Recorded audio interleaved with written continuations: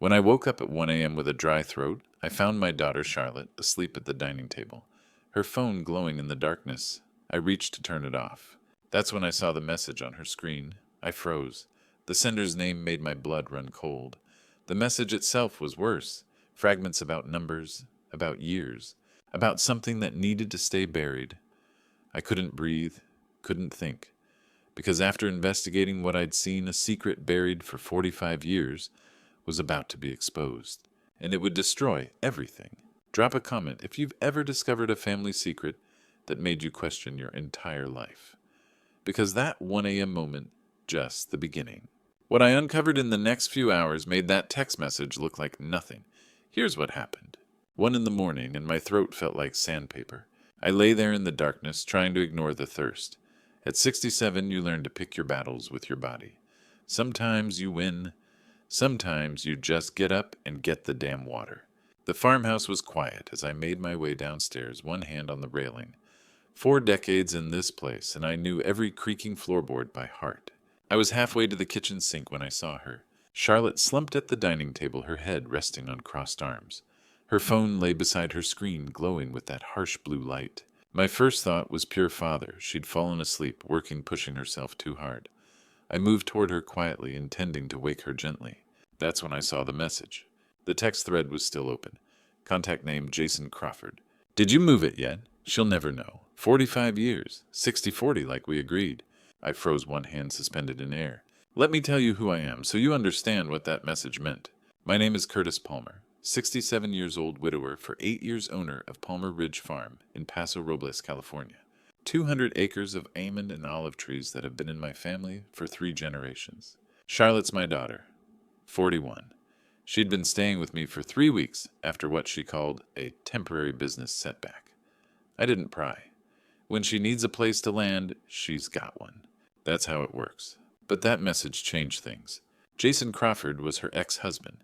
They'd divorced 6 months back, ugly and expensive. Charlotte swore she never wanted to see him again. Yet here was his message. Fresh, 20 minutes old. I read it again, my heart hammering. 45 years. 45 years ago, I was 22. Caroline was 21. We hadn't even met yet. That would come a year later. What had been hidden that long? And what were my daughter and her ex-husband planning to split 60-40? Charlotte shifted in her sleep, murmuring something. Her hand moved toward her phone, and I stepped back fast. Every instinct said, wake her. Demand answers. But 43 years of marriage had taught me something. When you suspect someone's lying, don't confront them until you know the truth yourself. Otherwise, they just get better at hiding it. My eyes moved to the hallway, to the door at the end. Caroline's study. I'd kept that room exactly as she'd left it 8 years ago. Every paper in its place, her reading glasses beside the lamp, her coffee mug on the desk corner. I dusted monthly, but never disturbed anything. Some kind of shrine to a marriage I'd thought was solid. If something had been hidden for 45 years the year before we married, Caroline would have kept the proof close. She'd been meticulous about everything. Every receipt filed, every document labeled. I'd loved that about her, her precision. Now I wondered what else she'd kept precise, what else she'd been careful about hiding. Charlotte's breathing deepened, still asleep. I moved quietly out of the kitchen and down the hallway. The door to Caroline's study was closed, like always. The brass handle was cool under my palm. For 8 years I'd walked past this door and never thought to question what my wife might have left behind. But if my daughter was planning something with her ex-husband about a 45-year-old secret, then maybe it was time I stopped treating this room like a shrine. I turned the handle and stepped inside. Caroline's study still smelled like her perfume. 8 years, and I'd kept everything exactly as she'd left it. Tonight, that ended. I started with the desk. Pens, paper clips, an address book with familiar names. Bills and receipts filed by date. Caroline had always been organized, nothing unusual. The filing cabinet came next. Property taxes, insurance policies, mortgage documents, marked paid in full. Medical records, all normal, all exactly what should be there. An hour passed, then another. I searched methodically every folder, every envelope. The bookshelf held agriculture manuals, romance novels, Italian cookbooks. I pulled random books, checking for hollowed pages. Nothing. By 3 in the morning, frustration was setting in. Maybe I was wrong. Maybe that text message meant something else. Maybe my daughter wasn't planning anything and I was just a paranoid old man. Through the window, the sky was still black, but that particular darkness before dawn had started creeping in. Another hour and Charlotte would wake up. I was about to give up when I noticed it. The bookshelf on the east wall didn't sit flush against the baseboard, a small gap barely visible. I removed books from the lower shelves, stacking them on the floor. Once empty, I could see clearly the bookshelf wasn't built in. It was freestanding. I gripped the edge and pulled. The whole thing rolled easily on hidden casters. Behind it was a door, 2 feet square, built into the wall. No lock, just a simple latch. My heart hammered as I lifted it and pulled. Inside was a metal box, old and dusty. I set it on Caroline's desk, hands shaking, and opened it. The first document was a property deed. Villa in Florence, Italy. Caroline's name dated 1981. I'd never known she owned property in Italy. Never once in 43 years. Beneath it, a birth certificate. Yellowed paper Italian words, but some things were universal. Name, Isabella Romano. Born 1979. Mother, Caroline Collins. Collins. Caroline's name before she married me. Before she became Caroline Palmer. My wife had a daughter before we even met. The next items were letters. Dozens old and preserved. Masculine handwriting, English, with odd phrasings. I opened one. Caroline, our daughter, asks about you constantly. She wants to know why her mother never visits. I don't know what to tell her anymore. Signed, Matteo. I photographed everything with my phone. Every document, every letter. My hands were steadier with the phone than they'd been with the papers. Some part of me had gone numb.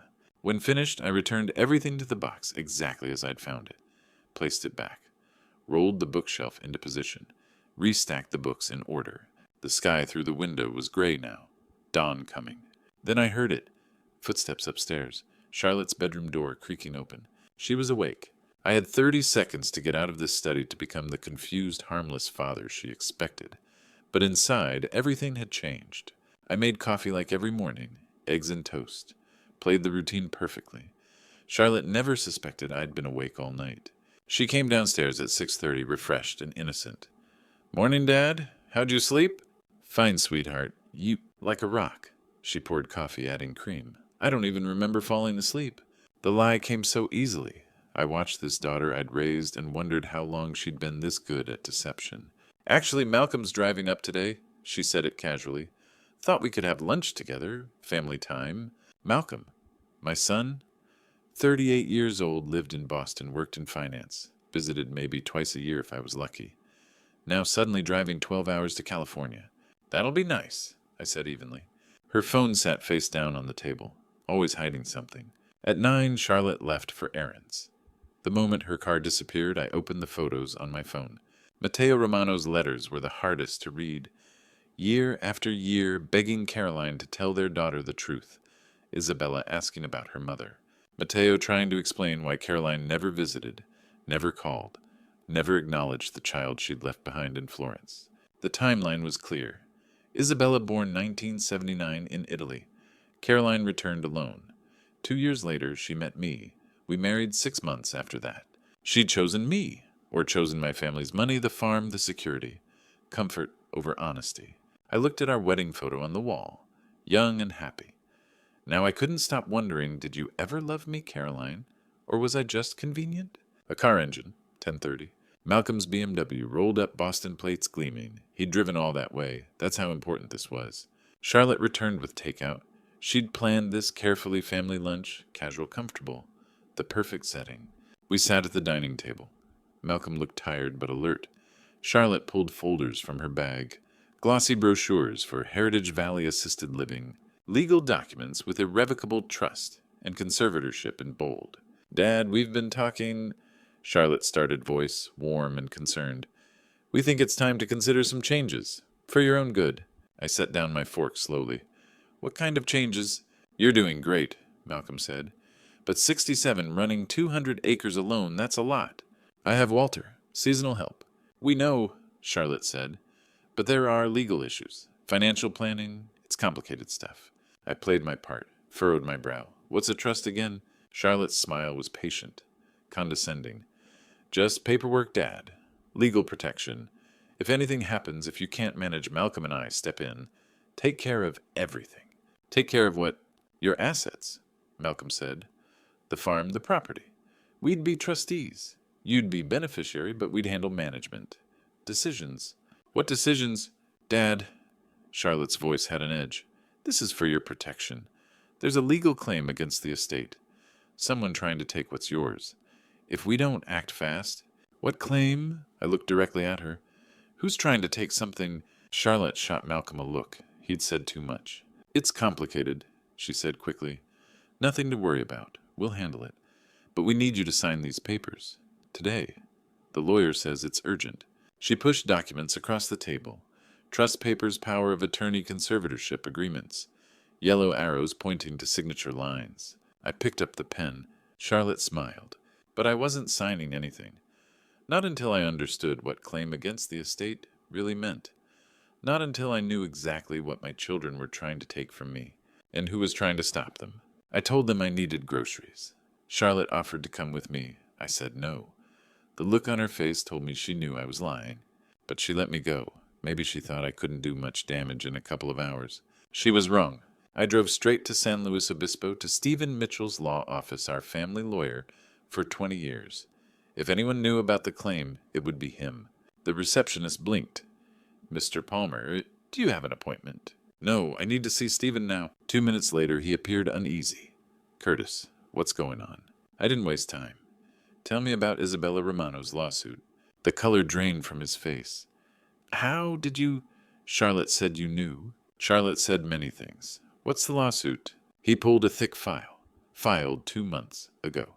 A claim against Caroline's estate for hidden assets. $6.3 million. The number hit like a fist. What properties? A villa in Florence. 6 properties in California and Arizona. Santa Barbara Lake, Tahoe, Scottsdale, Napa Valley, Portland, San Diego. I'd been married to Caroline 43 years, and she'd been buying property I never knew existed. Charlotte knew I asked. Stephen stiffened. She came last month. Said you asked her to handle the case. She had written permission. Show me. He slid the paper over. My name, my signature. Except it wasn't. The R in Palmer curled wrong. That isn't mine. Stephen went pale. She forged it. Curtis, I should have confirmed. Where are the properties? He gave me copies. A secret portfolio built over 25 years. I left and drove to the county clerk's office, arriving 10 minutes before closing. A clerk named Jessica pulled Caroline's records. That's a lot of properties, she said. Print everything. 6 deeds. Caroline's name. Bought between 1985 and 2010. One notation stood out on the Napa property. What's that? I asked. A lien, Jessica said. Filed 3 weeks ago. The holder is Jason Crawford. My stomach dropped. Charlotte's ex-husband. Unless he wasn't really an ex. Unless the divorce, the move back home, the concern for me had all been planned. I paid and sat in my truck as the sun sank, papers spread across my lap. 6 properties. $6.3 million. My wife's secret life. My children knew. Planned around it. Forged my name to control it.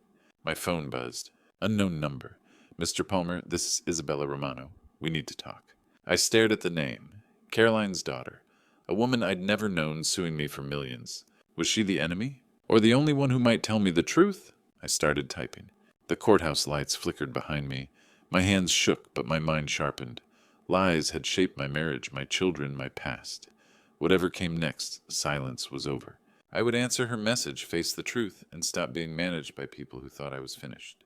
At last I was ready. I had replied to Isabella's text before leaving town. Simple and direct. Tomorrow, 9 a.m. Coffee shop in a Tascadero. Her answer came back immediately. I'll be there. The drive home took 40 minutes. 40 minutes to plan what I'd say at dinner, how I'd act, what mask I'd wear. By the time I pulled into the driveway, I had my story ready. Dinner was chicken casserole, Charlotte's specialty. I couldn't taste any of it. Every smile she gave me felt like a knife. Malcolm talked about Boston, some deal market trends, things he knew I didn't understand. Charlotte asked about my grocery trip, her tone casual, but her eyes sharp. Got distracted? I said vaguely.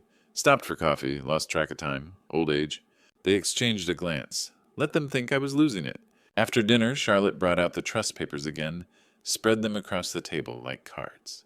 Dad, we really need you to sign these tomorrow. I set down my coffee slowly. Why tomorrow?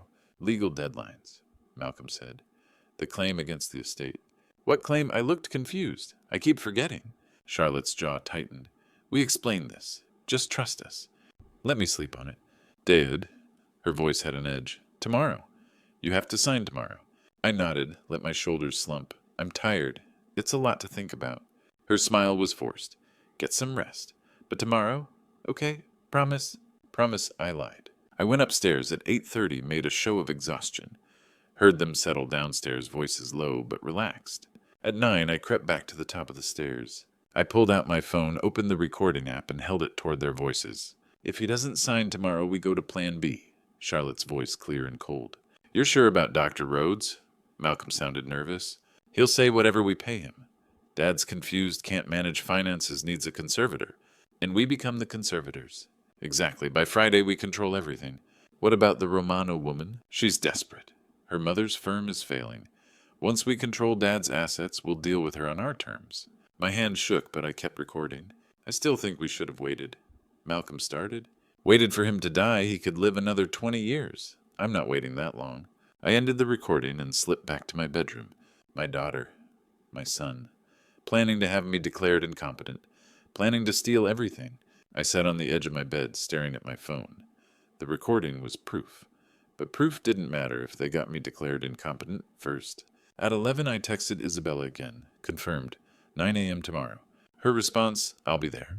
I lay back, phone clutched in my hand. Tomorrow I'd meet my wife's secret daughter.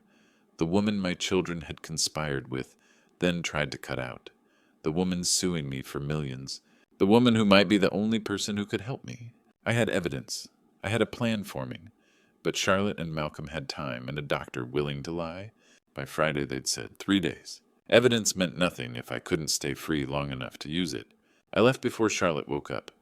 Drove 20 miles to a town where nobody knew me. The cafe smelled like cinnamon and second chances. I spotted her immediately. Caroline's eyes. Different face, different life, but those eyes, I'd know them anywhere. She stood when I walked in. Mr. Palmer. Curtis, I said. I don't know what to call this relationship yet. She smiled sad and knowing. Neither do I. We sat. The morning light coming through the window caught her profile. 45 years old. My wife's daughter. A woman I'd never known existed until 3 days ago. You asked when I learned about you, Isabella said. After my mother died, she left me a letter. I wrapped my hands around my coffee cup. What did it say? That she had another family. That she'd married a good man. That she was sorry. Isabella's voice didn't waver. She sent money my whole life. Never visited. My grandmother raised me in Florence. My father, Matteo, he didn't want the responsibility. Charlotte contacted you 6 months ago. Yes, she found my petition before I filed it. Offered me a deal. Isabella slid a document across the table. 60% for her, 40 for me. Split everything. I studied the paper. Charlotte's handwriting on the margins. Jason's signature at the bottom. And you agreed initially. Isabella pulled out another document. Then I learned more about you, about what they were planning. So I filed this instead. It was a modified petition. The Florence Villa. 2 of the California properties. Everything else stayed with me. What? Because you're the victim here, Curtis? Not me. She met my eyes. And because I wanted to know about the man my mother chose, if you'll let me. I pulled out my phone, played last night's recording. Isabella listened, her expression darkening. Plan B if he won't sign. Dr. Rhodes will testify. By Friday, we control everything. Conservatorship, Isabella said when it finished. They're planning to have you declared incompetent. Can we stop them? Maybe, but we have to move fast. She pulled out her own papers. I've been documenting everything since Charlotte first approached me. Every text, every call, her exact words about the 60-40 split. My phone buzzed, Charlotte calling. Isabella watched me. It's going to get worse before it gets better. Are you ready for that? I wasn't, but I nodded anyway. She reached across the table, squeezed my hand once. Your wife? My mother. She kept us separated our whole lives. Let's not let them do the same thing. I answered Charlotte's call, put it on speaker so Isabella could hear. Where are you? Charlotte's voice was tight, controlled. Getting supplies. Malcolm needs you back here. The lawyer's coming at 2. What lawyer? A pause. Then the one handling your estate planning. We discussed this yesterday. I don't recall that conversation. Another pause. Longer this time. Dad, are you feeling okay? Maybe we should have Dr. Rhodes come by? Isabella scribbled on a napkin. Don't mention me. Don't let them know. I'm fine, I said. I'll be home soon. I ended the call. Isabella was already gathering her papers. 2 o'clock, she said. That's when they'll try to get you to sign. Once you do everything transfers to Charlotte and Malcolm, you'll have no legal standing. What do I do? She handed me a business card. Catherine Lawson, attorney at law. You fight back, Isabella said, and this time you won't be alone. I left Isabella at the cafe with a promise to stay in touch. 20 minutes later, I was pulling into my own driveway. The black Mercedes told me I was too late. Charlotte had moved to Plan B. I walked in to find 3 people in my living room. Charlotte, Malcolm, and a stranger in a gray suit holding a leather folder. Dad, where have you been? We were worried sick. Coffee, I said. The stranger stood. Mr. Palmer, I'm Dr. Kenneth Rhodes. Your children asked me to... I don't need a doctor. Just a wellness check. A few simple questions. Not without my lawyer present. Charlotte's voice sharpened. See, paranoid. Always defensive. Dr. Rhodes made a note in his folder. Malcolm moved fast. Grabbed my phone from my jacket pocket. You're not thinking clearly anymore, Dad. Give that back. Charlotte took my truck keys from the hook. You need to rest. They were keeping me prisoner. Malcolm, take your father upstairs, Charlotte said. The door closed. I heard the lock click. Locked from the outside. The window. 2nd floor. Rose trellis running up the wall. Caroline had planted it in 1995. She'd wanted climbing roses. Something beautiful. I checked my watch. 12:30. I waited. Dr. Rhodes left at 3. Charlotte and Malcolm's cars started at 10. They'd gone to a hotel, confident the locked door would hold. At midnight, I opened the window. I was 67 years old. The climb down hurt, but staying hurt more. I made it to the ground. My hands stung from the thorns. My knees ached. But I was free. The equipment shed. Walter, my farmhand, always kept his truck keys in the toolbox. Old habit I'd always appreciated. I drove to Atascadero. Found the Sunset Motel at 1:30 in the morning. In the room, I used the phone on the nightstand. Called Richard Collect. My brother. The one who'd shown up to Caroline's funeral when Charlotte and Malcolm had business conflicts. Richard, I need you. Tomorrow. What happened? They locked me in. I climbed out a window. Silence. Then I'm already packing. I'll be there by noon. I collapsed onto the bed, the adrenaline fading. Everything ached. My hands were shaking. The scratches from the roses were starting to burn. But I'd bought myself time. My phone was gone. My truck was gone. But I had Walter's pickup. I had Richard coming. I had Isabella's evidence. And I had Catherine Lawson's card in my wallet. Tomorrow was Friday, the deadline Charlotte had mentioned on the recording. Whatever they'd planned, it was supposed to happen tomorrow. I thought about the locked door, the way Charlotte had taken my keys without hesitation, the notes Dr. Rhodes had been making. They'd been prepared. This wasn't improvisation. This was a plan they'd been building for months. I pulled the motel blanket over me, tried not to think about how easily they'd turned my own home into a prison. No phone, no truck, but I was free. For now. Richard knocked at 7 in the morning, holding coffee and bagels. You look terrible, he said. Good. They'll believe you're not incompetent. My brother.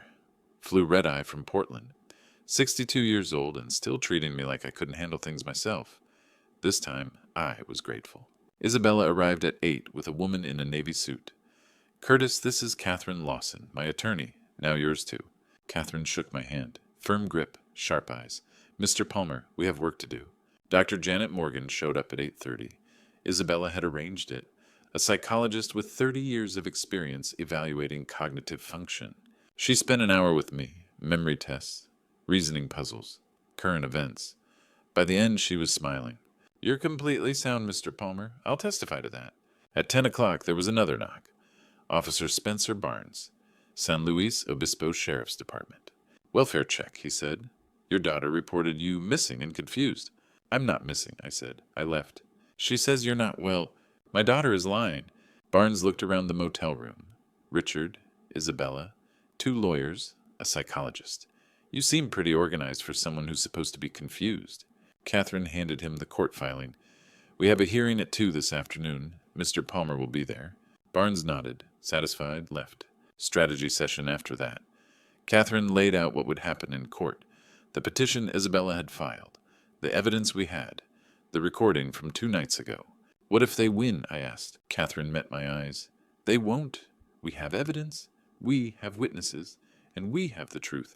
At 12:30, Richard tried to make me eat. I couldn't. My stomach was twisted into knots. Tomorrow was supposed to be the day they took everything. Instead, I was taking it back. We arrived at the San Luis Obispo County Superior Court at 1:15. Charlotte and Malcolm were already there, with their attorney, Gloria Henderson, gray hair, expensive suit, the kind of lawyer you hire when you need someone who knows how to make problems disappear. Charlotte saw me. Her face shifted instantly. Concern, relief, performance. Dad, thank God you're safe. She moved toward me. I stepped back. Don't. The mask flickered, just for a second. Her eyes went cold. Then the concerned daughter was back. Dad, please. We've been so worried. Save it for the judge. Gloria stepped forward. Mr. Palmer, let's handle this calmly.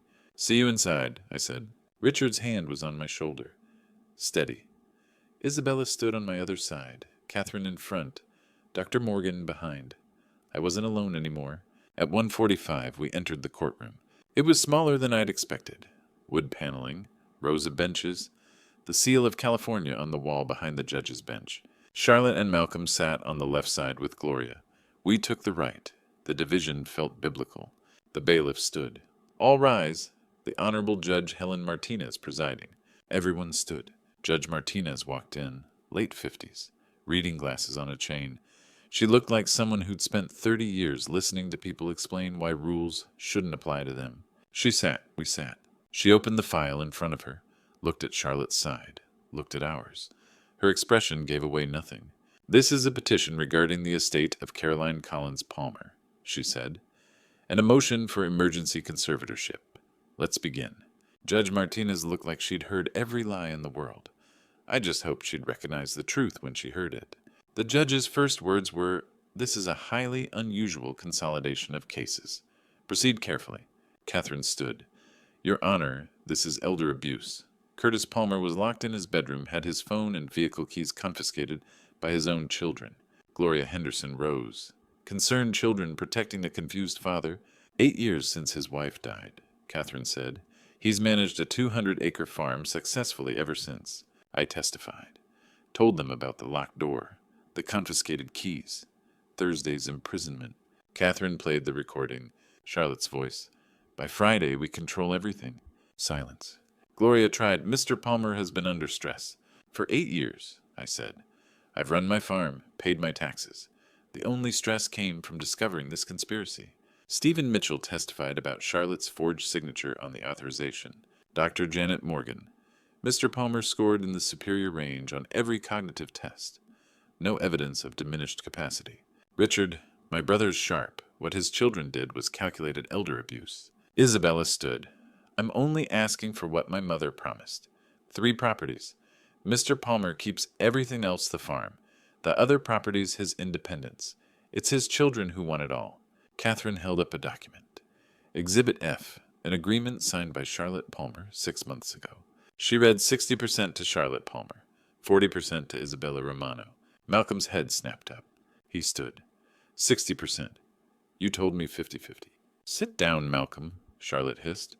"You lied to your own brother." Charlotte stood. "I did the work I found Isabella." The gavel cracked. "Order sit down now, or I hold you in contempt." Malcolm sat, head in hands, shaking. Charlotte sat, arms crossed, defiant. Malcolm looked at me. "Dad, I swear I didn't know—" "Shut up," Charlotte snapped. Judge Martinez set down her gavel. "I've heard enough. This is one of the clearest cases of elder abuse I've seen in 30 years. She looked at her notes. "The trust documents are void, obtained through coercion and false imprisonment. Isabella Romano's petition is approved. Villa and Florence condo in Santa Barbara Vineyard in Napa Valley. Total $3.8 million. All other properties returned to Curtis Palmer." She looked at Charlotte and Malcolm. "I'm issuing a restraining order. 12 months. No contact with Curtis Palmer. Any violation means immediate arrest." She leaned forward. "You should be ashamed. Bailiffs escort them out." Charlotte walked out with her head high. Malcolm was crying, trying to catch my eye. I turned away. Outside the sun was setting, orange and gold over the hills.